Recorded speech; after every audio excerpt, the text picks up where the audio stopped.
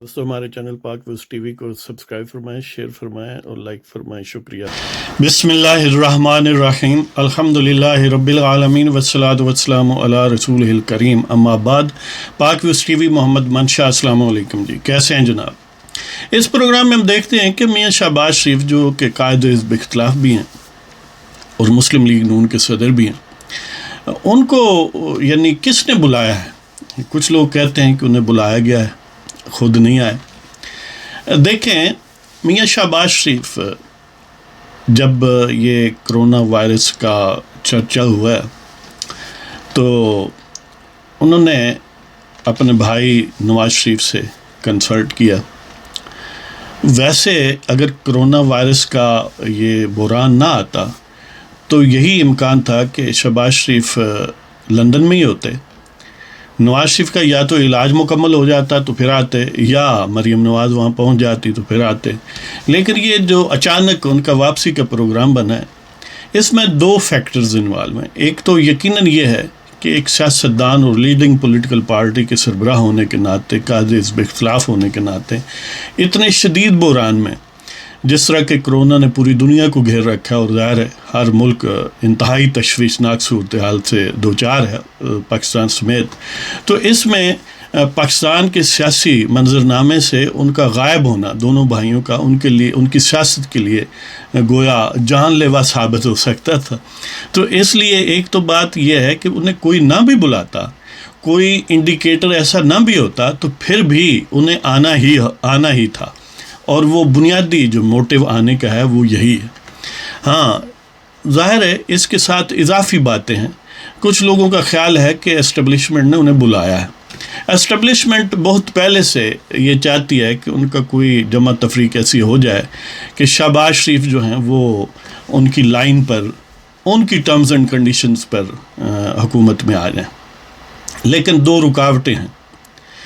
एक तो ज़ाहिर है मियाँ नवाज शरीफ की अप्रूवल है, जो उन्होंने ग्रांट यानी ये जो अभी ताज़ा तरीन पाकिस्तान में जब आए, इससे आने से पहले ये बात तय थी कि वो ये इजाज़त नहीं देते। दूसरा रुकावट ये है कि एस्टेब्लिशमेंट ने ये जो शाहकार तख्लीक किया हुआ है, इस से कैसे जान छुड़ाई जाए। वैसे तो इम्कानात ये मौजूद थे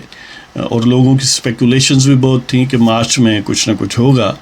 लेकिन आज 1 अप्रैल है, मार्च गुजर गया, नहीं हुआ। सबब यह है कि ये जो कोरोना है ये गोया एक अनप्रिडिक्टेड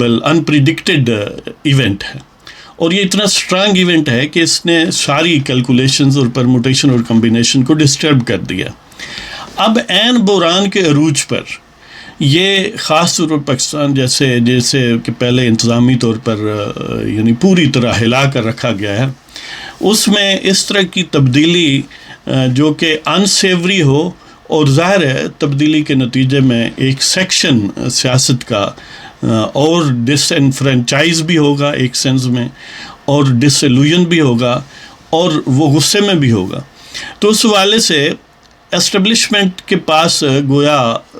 यानी एक तज़ब्ज़ब के अलावा और एक दरमियानी राह के अलावा कोई चारा नहीं है। ये ठीक है, इसके इम्कानात बड़े स्ट्रांग हैं कि शहबाज शरीफ को ग्रीन सिग्नल दिया गया होगा, और उसको तक़वियत इस बात से पहुंचती है। एक तो अचानक उनका आना, ज़ाहिर है कोरोना भी है, लेकिन एक इसमें यह भी इम्कान मौजूद है कि इतना तेज़ी से अचानक जो आए, और दूसरा कि आने के बाद उनकी जो एक्टिविटीज़ हैं उनमें यानी बाज़ सरकारी एहलकार भी उनके साथ राब्ते में हैं, और मीटिंग्स वगैरह, यानी ऐसी भी मीटिंग्स हुई हैं मुबैना तौर पर जिसमें पंजाब की कम अज़ कम जो ब्यूरोक्रेसी है उसके लोग, इसके अलावा जो बलूचिस्तान और अपना माजरत बलूचिस्तान कह रहा हूँ, गिलगित बल्तिस्तान के वज़ीर आला और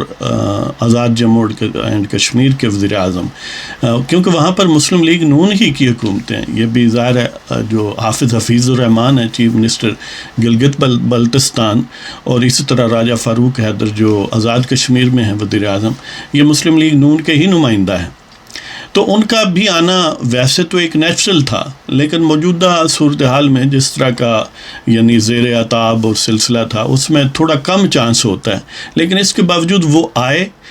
اس کے علاوہ جو پنجاب بیوروکریسی کے لوگ ہیں ان سے رابطے میں ہیں مبینہ طور پر، اور بہت ساری ان کی تجاویز ہیں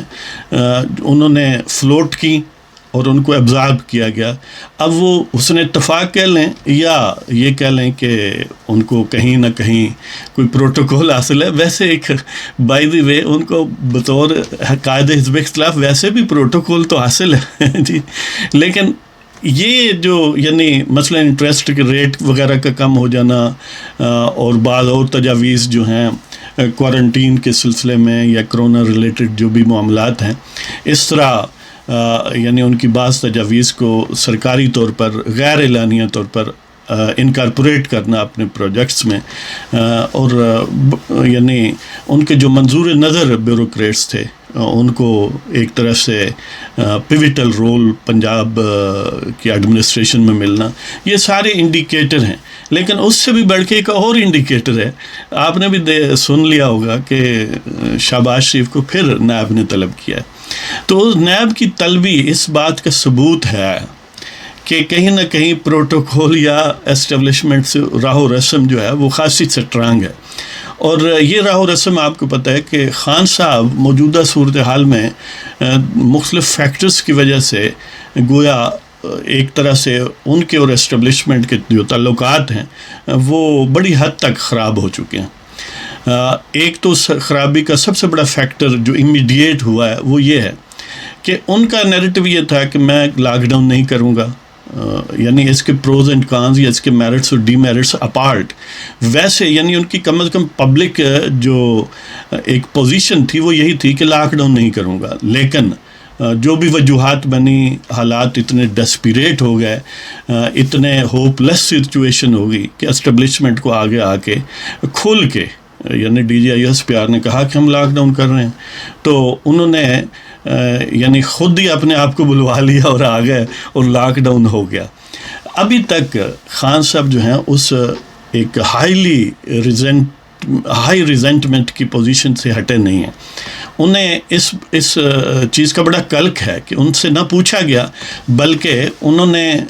تو ایک پبلک سٹانس لیا کہ میں نہیں کروں گا، اور جب وہ ہائٹ پر یہ نیریٹو بیان کر رہے تھے تو ساتھ ہی D G I S P R نے اعلان کر دیا۔ ان کی عاشق بی بی جو ہے وہ تو فیوز و برکات بیان کر رہی تھی لاک ڈاؤن نہ کرنے کی، لیکن اسٹیبلشمنٹ نے لاک ڈاؤن کر دیا۔ یعنی ایک تو ان کو اعتماد میں ہی نہیں لیا گیا، ان کو بتایا تک نہیں گیا آخری لمحے تک، اور دوسرا ان کی جو اسٹیٹڈ پوزیشن تھی اس کے بالکل متصادم معاملات جو ہیں وہ ہو گئے۔ ایک تو یہ انہیں بڑی تکلیف ہے اس معاملے پر ہے جی، اور دوسرا یہ ہے کہ یہ یعنی شہباز شریف کو بلانا اور بڑی حد تک اسٹیبلشمنٹ اور بیوروکریسی کے ساتھ اس کی راہ و رسم جو ہے یہ انہیں مزید یعنی زیادہ گہرائی میں جا کر دکھتی ہے کہ کہیں نہ کہیں کوئی انڈرسٹینڈنگ ہے، اور ظاہر ہے یعنی اسٹیبلشمنٹ جو ہے وہ کوئی اس طرح اپنے سارے انڈے ایک ٹوکری میں تھوڑی رکھتی ہے، وہ سب سے زیادہ اس معاملے میں قائم ہے کہ مختلف انڈے مختلف جگہوں پر یا سارے انڈے اپنے ہی رکھنے کے لیے ان پر مختلف رنگ چڑھائے رکھتے ہیں۔ تو اس والے سے جو شہباز شریف کو نیب نے دوبارہ یاد فرمایا ہے تو یہ بھی اس چیز کا انڈیکیٹر ہے کہ معاملات جو ہیں وہ بڑی حد تک ان کے اور اسٹیبلشمنٹ کے درمیان جو ہیں وہ قابل فہم ہیں۔ لیکن رکاوٹ کیا ہے؟ یعنی کیوں اسٹیبلشمنٹ ایسا کر رہی ہے کہ ایک طرف اسٹیبلشمنٹ ایک طرح سے بے مہار ہے، دوسری طرف وزیر اعظم روزانہ لاک ڈاؤن کو گویا لیٹ ڈاؤن کرتا ہے، اور تیسرا حزب اختلاف کے لیڈر جو ہیں وہ انتظامیہ میں ان کا کوئی عمل دخل شروع ہو گیا ہے۔ یہ ساری ویسے تو انتہائی قابل رحم اور یعنی افسوسناک صورتحال ہے کہ اس طرح کے بحرانوں میں یکسوئی اقتدار کی اور لیڈرشپ جو ہے اس کا کسی آئیڈینٹیفائیبل جو پیراڈائم ہے اس میں ہونا بہت ضروری ہے۔ لیکن بدقسمتی سے پاکستان میں ظاہر ہے سب سے بڑا کردار اسٹیبلشمنٹ کا ہے، اس کو خراب کرنے میں اپنی پوری محنت جو ہے وہ لگائی ہے، لہذا اب وہ نہ تو امیڈیٹلی جان چھڑا سکتے ہیں خان صاحب سے، نہ امیڈیٹلی ایک فارمل پوزیشن دے سکتے ہیں شہباز شریف کو. اور جتنا بھی شہباز شریف ایکٹیو ہو، جتنا بھی ایفیشینٹ ہو، جتنا بھی اچھا ایڈمنسٹریٹر ہو، جب تک اس کے پاس فارمل پوزیشن نہ ہو ایڈمنسٹریشن کی، ظاہر ہے اس کی یوٹیلیٹی بڑی محدود ہے. ہاں اپنے حد تک انہوں نے کیا ہے کہ بطور مسلم لیگ نون کے سربراہ یا ان کی اپنی ذات کی حیثیت سے انہوں نے 10,000 ماسک اور پرسنل پروٹیکشن اکوپمنٹ جو ہے میڈیکل سٹاف یعنی ڈاکٹرز اور پیرامیڈیکل سٹاف میں تقسیم کیا ہے، اور یعنی بڑا ایکٹیو نظر آتے ہیں تجاویز فارمولیٹ کرنے میں، اپوزیشن کے رہنماؤں سے راہ و رسم کرنے میں، اور آن لائن اپنی پارٹی کے رہنماؤں کے ساتھ اور حزب اختلاف کے باقی لیڈروں کے ساتھ انہوں نے بہت زیادہ انٹریکشن کیا ہے. یہاں تک کہ ان کی ایک حد تک جو اس سچویشن میں سفارتکاری ہو سکتی ہے وہ بھی کہ چین کے ساتھ خاص طور پر انٹریکشن کیا ہے اور ان سے ریکویسٹ کی ہے. اور اس ریکویسٹ کا آپ کو پتہ ہے کہ چین میں یعنی شہباز شریف کی خاصی گڈ ول ہے، اس والے سے نہیں ہے کہ وہ کوئی بہت یعنی انہیں اس چیز سے غرض ہے کہ کیا ہے وہ، اس والے سے کہ وہ اس کے یعنی جو پروجیکٹس ہیں ان سے وہ یقیناً امپریسڈ ہیں، اور سی پیک کے حوالے سے ظاہر ہے وہ میاں برادران کو ایک اچھی نظر سے دیکھتے ہیں. شہباز شریف پر یہاں تک کہ خان صاحب اینڈ کمپنی نے الزامات لگائے تو چین کی یعنی حکومت نے باقاعدہ اس کو ناراضگی کا اظہار کیا اور ایک طرح سے ڈائریکٹ اور انڈائریکٹ کلیریفیکیشن بھی کی. یعنی مطلب یہ ہے کہ ان کی گڈ ول بہت ہے، اور اسی لیے انہوں نے خطوط وغیرہ یا ان سے جو انفارمل